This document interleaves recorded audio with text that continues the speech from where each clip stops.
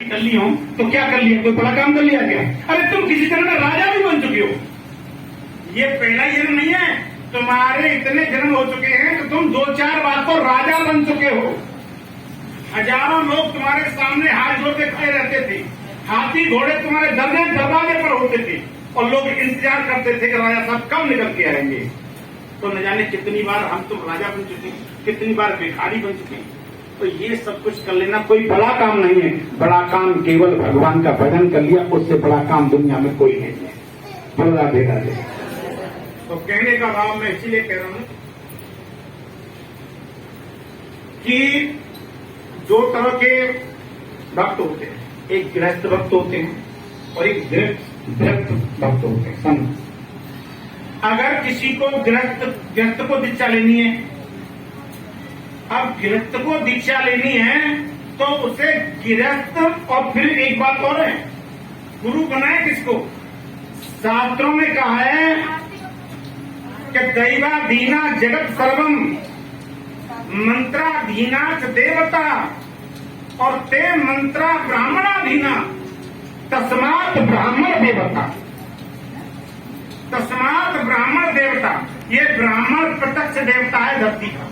तुलसीदास जी ने कहा कि बंदो पतम महीश्वर चरना और मोह जनित संशय सब हरना। देखो,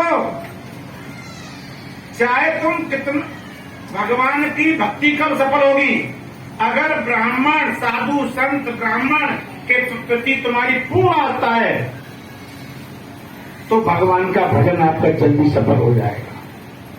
और इनके प्रति श्रद्धा नहीं है तो जिनके लिए भगवान अवतार लेकर के आते हैं, भगवान विभीषण ने कहा कि महाराज रावण रथी बिरत रघुवीरा, तुम्हारे पास तो कुछ नहीं है, पैर में खड़ाऊ भी नहीं है, रावण रथ पे बैठ के युद्ध करेगा तो तुम रावण को कैसे जीतोगे?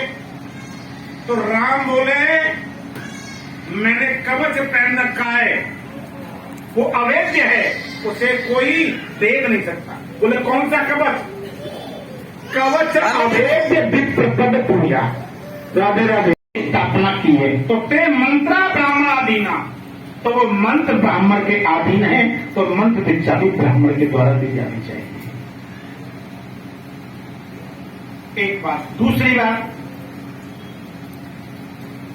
भगवान के भजन की महिमा बता। मैं यहां किसी को नहीं जानता, बोलो राधे राधे, किसी को नहीं जानता। अब मेरा और आपका संबंध कैसे हुआ है? मानिए सवाई राम के नाम है, केवल राम के नाम। और हम जिस घर में जाते हैं वहीं आराम से रहो। 20 साल हमने इनके हम बिता दिए संजय किले में। पहले पीछे कितने साल वहां बिता दिए। उत्तम नगर को छोड़ के बाहर ही नहीं गए, इतना उत्तम निकला। बोलो राधे राधे।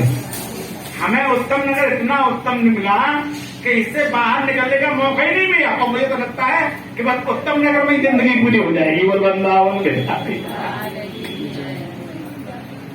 और एक बात, दूसरी बात,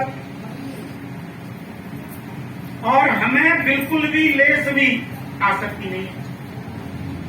हमें लेस भी आसक्ति नहीं है। ये कोई हमें रखे मत रखे। अरे भगवान की इच्छा होगी तो हम यहाँ रुक रहे हैं, जिस दिन भगवान की इच्छा नहीं होगी वो निकाल देंगे। बोलो राधे राधे। बेशक आप निकालें, लेकिन आप नहीं निकाल रहे, भगवान ही निकालेंगे। आप ये सोच रहे हो कि महाराज जी अपने आप से नहीं, जिस दिन भगवान की इच्छा होगी उसी दिन देंगे। बोलो राधे राधे। और न हमें यह आसक्ति, न खाने की, न पहनने की, न ओढ़ने की, किसी की आसक्ति। हम तो बिल्कुल एकदम सादा सिंपल रहना चाहते हैं। ये सब जो है तुम लोगों की तरकी वैसे पहन लेते हैं। बोलो राधे राधे। सब कहते हैं महाराज जी वो पुराने महाराज जी ऐसे रहते हैं। मैंने कहा ये किसी का और नहीं है। जो आदमी जितना सादा रहेगा वो उतना ही भगवान का भजन करेगा। और जितने हम बनावटीपन में आएंगे तो वो सब दिखावा होता है। बोलो राधे राधे। तो देखिएगा, हम आपसे ये कहना चाह रहे हैं, आपका एक जन्म तो हो, किसके द्वारा? माँ बाप के द्वारा। एक जन्म तो तुमने माँ बाप के द्वारा पा लिया, अब तुम्हारा दूसरा जन्म कौन सा होता है? गुरु के द्वारा। बोलो राधे राधे। गुरु के द्वारा असली जन्म यही है।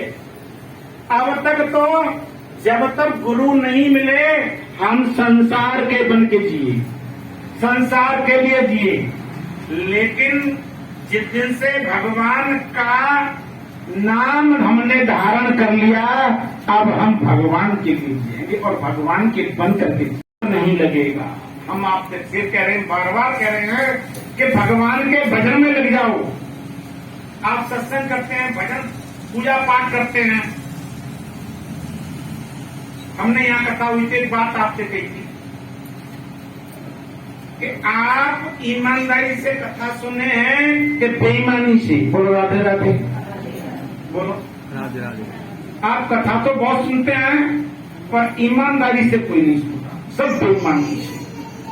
महाराज जी कथा में भी कोई ईमानदारी बेईमानी होती है? हाँ होती है।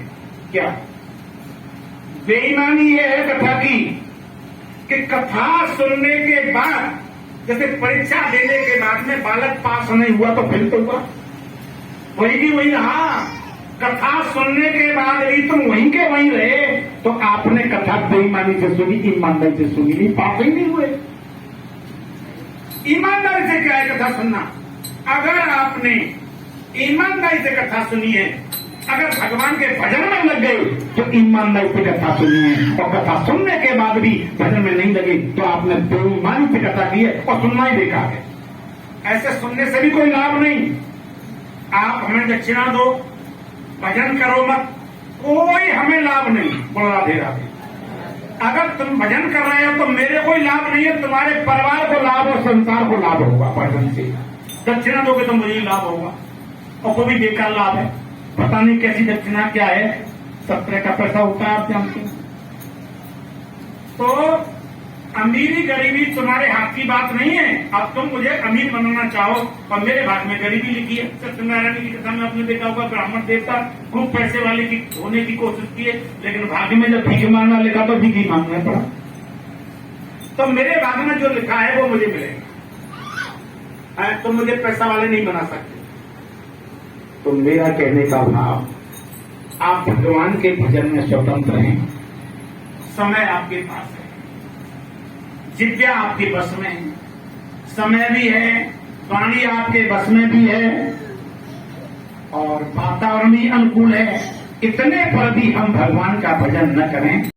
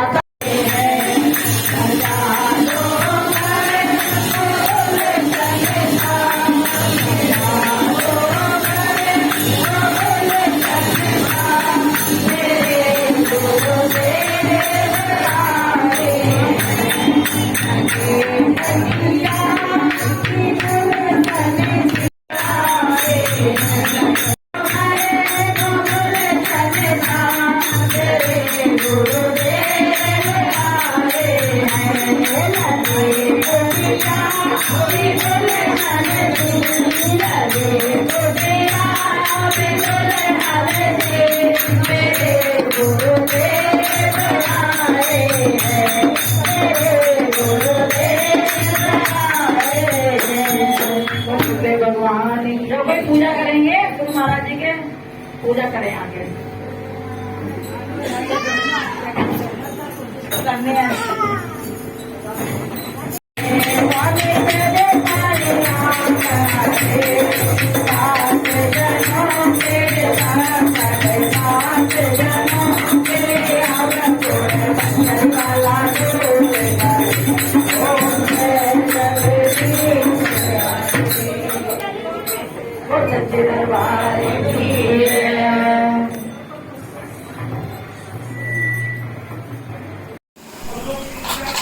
ये देखो हमारी भाभी बना रही है पूड़ियाँ। आज इनके घर में है कीर्तन। ये देखो अपनी शक्ल दिखाना भाभी, चेहरा हेलो बोलो। ये इनके बन रही है, या उठा दो। ये इनकी है सब्जी।